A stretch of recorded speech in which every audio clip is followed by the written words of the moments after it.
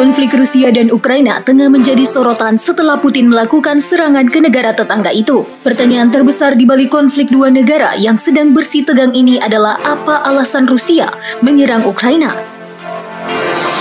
Keputusan Presiden Rusia Vladimir Putin untuk menyerang Ukraina Timur memicu sanksi baru dari Barat terhadap Rusia. Invasi penuh dapat menyebabkan perang darat dalam skala yang belum pernah dilihat Eropa sejak Perang Dunia Kedua.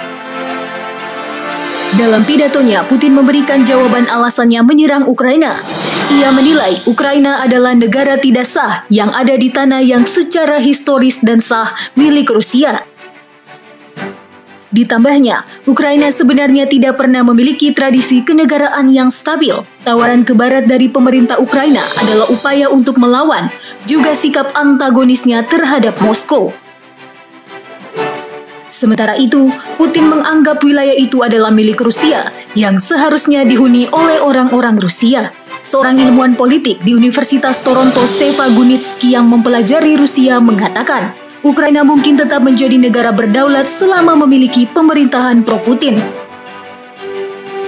Ia mengatakan menyatukan kembali tanah secara formal mungkin tidak akan menjadi agenda utama jika Putin merasa mendapat dukungan politik yang cukup dari rezim Ukraina. Klaim dasar Putin bahwa tidak ada negara Ukraina secara historis yang layak berdaulat saat ini terbukti salah. Namun, bukan berarti Putin berbohong. Tidak tersebut konsisten dengan serangkaian pertanyaan dari Presiden Rusia beberapa tahun lalu. Mulai dari esai 5.000 kata tentang sejarah Ukraina yang diterbitkan tahun lalu hingga pidato 2005 yang menyatakan runtuhnya Uni Soviet adalah bencana geopolitik besar, puluhan juta warga negara dan rekan senegara berada di luar wilayah Rusia. Ia mengatakan Ukraina bukan hanya negara tetangga bagi pihaknya, ini adalah bagian yang tidak dapat dicabut dari sejarah, budaya dan ruang spiritual pihaknya.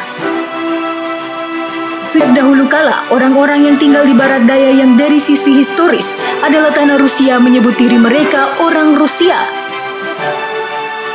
Pahami krisis saat ini dan bahkan mungkin menyelesaikannya bergantung pada penanganan ide-ide nasionalis ini secara serius. Demikian penjelasan tentang alasan Rusia menyerang Ukraina dari sudut pandang Zack Buckham yang diambil dari Fox.com.